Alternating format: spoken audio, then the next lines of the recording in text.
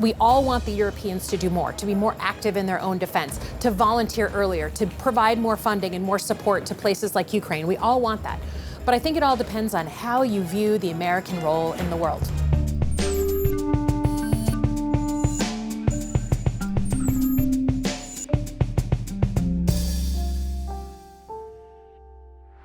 Hello and welcome to GZERO World. I'm Ian Bremmer and I'm coming to you from Munich, Germany, site of the 61st Annual Munich Security Conference. Leaders and defense officials from around the globe gathered here to discuss the world's most urgent security challenges, from ongoing wars in the Middle East and Ukraine to the threat of artificial intelligence and climate change. But the biggest story, by far, here in Munich is the new US administration. The second Trump term that Europe has been anxiously anticipating over the past months is now firmly underway, and with it comes a White House with a skeptical view of their own global alliances and a much more transactional approach to diplomacy. Governments are now scrambling to adjust and meet the new reality. The Western unity that has been on display in Munich for the last 3 years is no longer. In a blistering speech, Vice President JD Vance told European leaders there was a new sheriff in town, criticizing them for censoring their own far-right voices and failing to control migration. The threat that I worry the most about vis-a-vis Europe is not Russia, it's not China, it's not any other external actor. And what I worry about is the threat from within. So where does America's relationship with Europe go from here? I'm talking with US Senator Elissa Slotkin, a former CIA analyst and Pentagon official, about the shift in US foreign policy, the NATO alliance, and the future of European security. But first,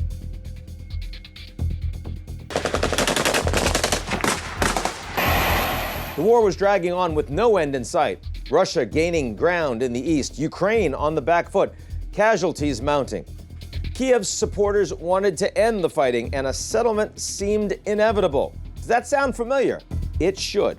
We've seen this before. A decade ago, after Russia annexed Crimea in 2014, a battered Ukraine was pushed to sign the Minsk Protocol, a ceasefire that was brokered by France and Germany, but with no real muscle behind it, no security guarantees, no real leverage.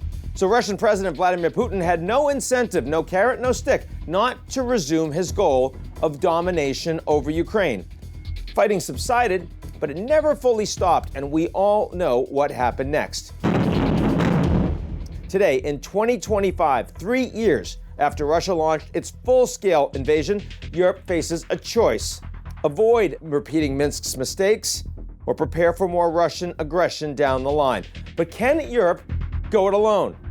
With President Trump back in the White House, he has made it clear the United States will not foot the bill any longer, regardless of what happens to Ukraine.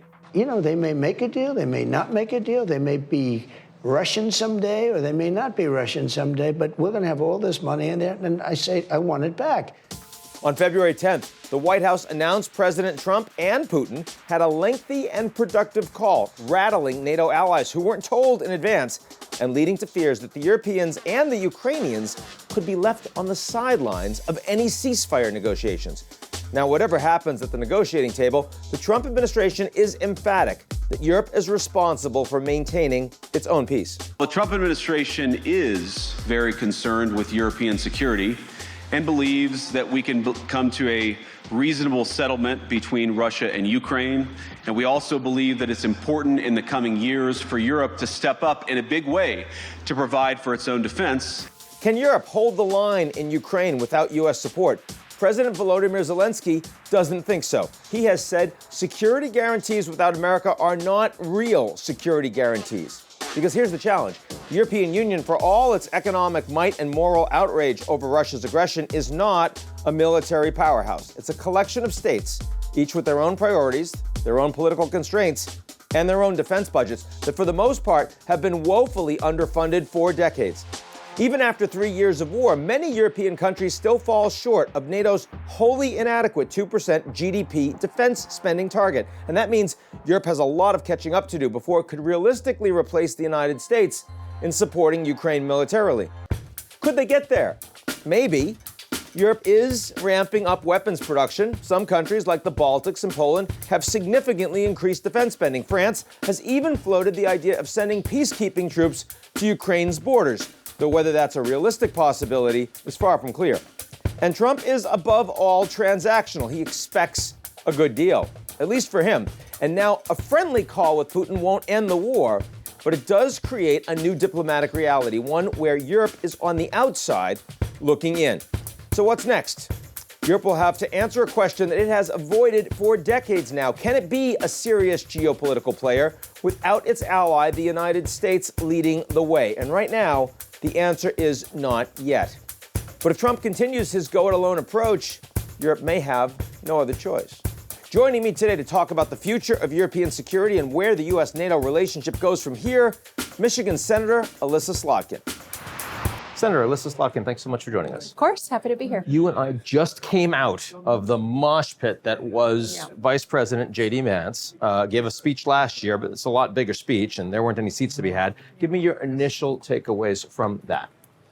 Well, look, I mean, first of all, we're here at this big European, security conference. Yeah. I mean, the issue that's on everyone's mind, where they're looking for some sort of hint at what President Trump is going to do. He didn't offer a single iota. And maybe that makes a statement in and of itself.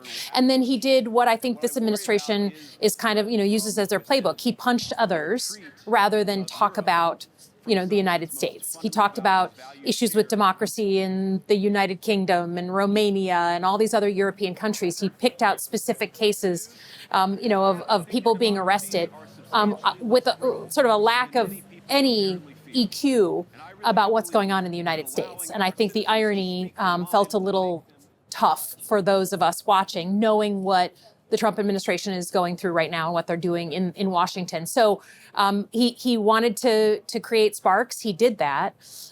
But he did not address the single solitary biggest issue on the mind of everyone at this conference. And I think that shows it tells you exactly where they are, actually. So, I saw the German defense minister actually yell out in the middle of the speech, "This is unacceptable." A lot of people didn't realize who it was that was yelling. I did not. I haven't seen something like that, frankly, since the Russians were here speaking. That's true. And I kind of wonder, what was the sense you got from the Europeans around the room and how they were reacting to what they're seeing right now from this administration? Yeah, well, look, it was a very quiet room. And even the applause was muted. And he, Vance made a joke about that. He said, "I'm sure I'm not going to get much applause." So I don't think that he was looking to people please. But I think the sheer idea of having a NATO allied defense minister yell at the Vice President of the United States, I'd have to go back and see if we've ever done that as allies. It just shows you the stress in the system right now. People want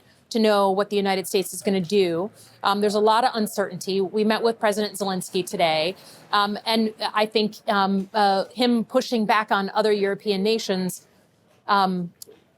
wasn't the thing they were looking to hear. Now, privately in the meetings that Vice President Vance was having with the Germans, my takeaways have been more balanced. In other words, this speech was a lot for his own audience, maybe some from the AfD in Germany as well, but talking in a more constructive way about, yes, we know the Ukrainians need to be part of the process, the Europeans need to be part of the process. Do you feel a little bit of that actually when we're not doing the hot takes in front of everybody, that actually the business of the alliance is a little more constructive? Well, I think, there's been a lot of meetings, which is good, right? There's been a lot of conversations. I've been in the ones with my Senate colleagues, Democrats and Republicans, and I still think there's a lot of voices coming out of this administration. I still think it's hard to figure out what their approach is to Europe. And the President Trump has told people that he's going to cut off all aid to Ukraine, but aid is still going to Ukraine. He said he's going to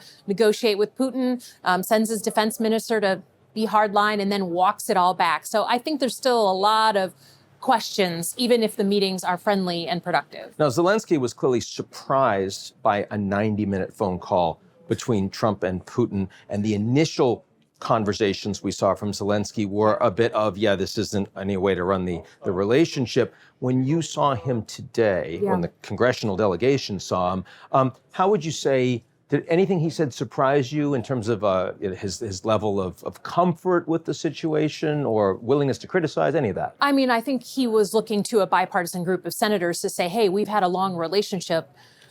We need to make sure that we don't screw this thing up right at the end of the sort of 10-yard line. I think that Did it feel like the end? I mean, does he recognize that, yeah, we gotta find a way to end the fighting here? Well, look, he's the president of a country that's in the middle of a war, so he's not going to concede that we need to get right to the negotiating table. He's worried about conversations happening without him, right? And I think, I've worked at the Pentagon. I'm a CIA officer by training. Our golden rule is you don't talk about them without them, right? And I think that's what went on last week.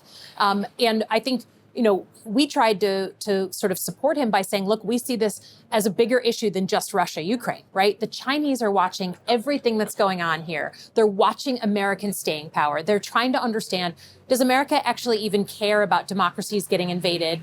Or will they kind of roll over eventually? Because that's interesting for them, for Taiwan and a bunch of other places in Asia. And so I think that contextualizing this as a global issue is very important for him, for the senators that have long supported Ukraine.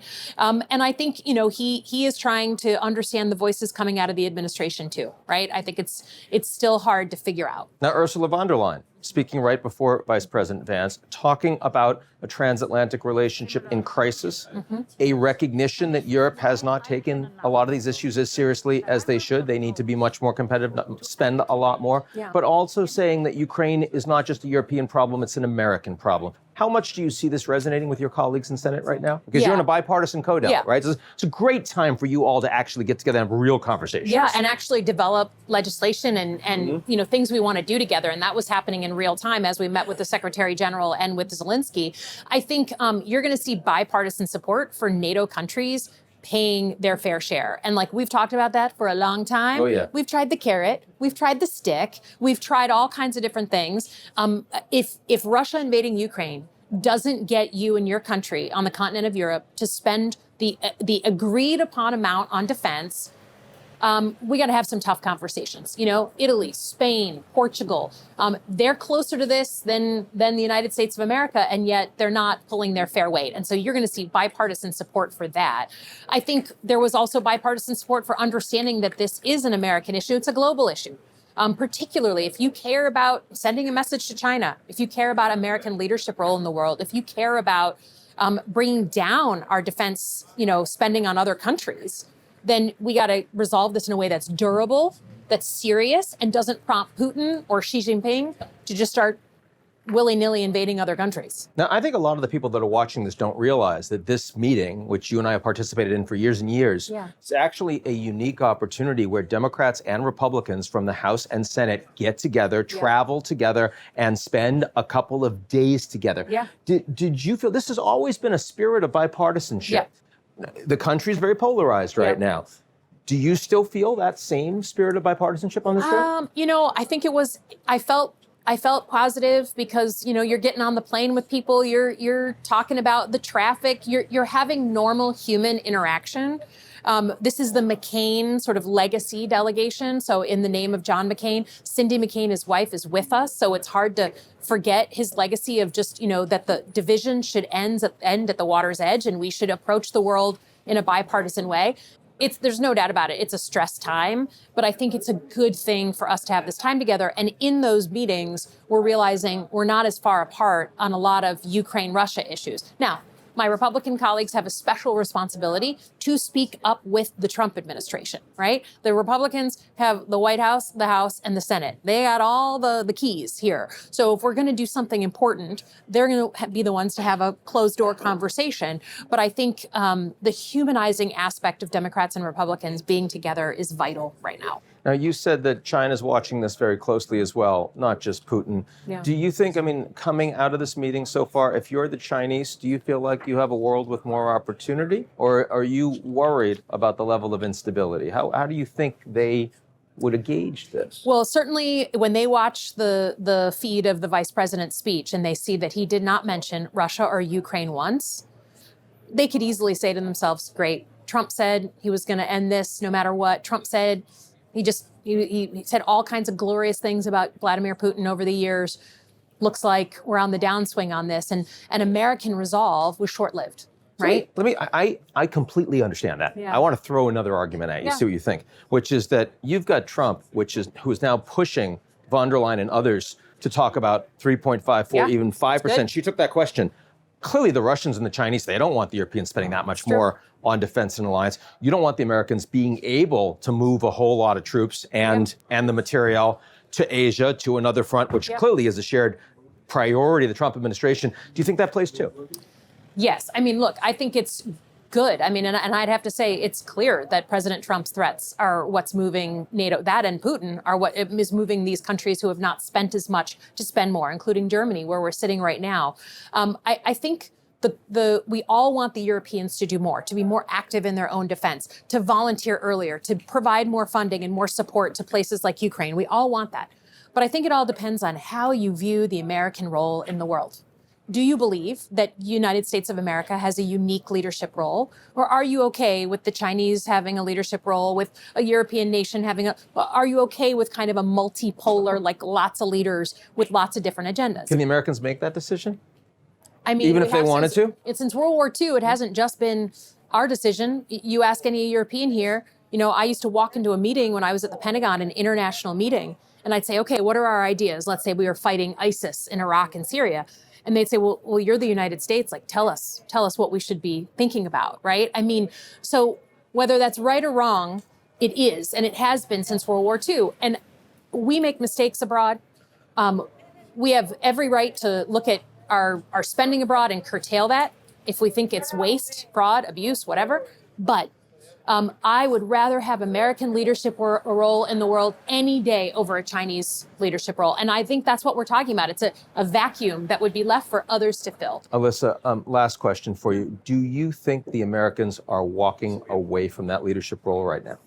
I think it's to be determined. I think that there are many voices in this administration who want to get out, just call Ukraine a day, give Putin whatever he wants, and just take it off our plate. I think there's also voices who are saying the long-term implications of that are dangerous for Americans, and we can't have that. Like your former colleague in the Senate, Marco Rubio, for example. Yeah. And so, they're going to have to play that out. I know where I stand on that. Thank you so much, Elissa. You bet.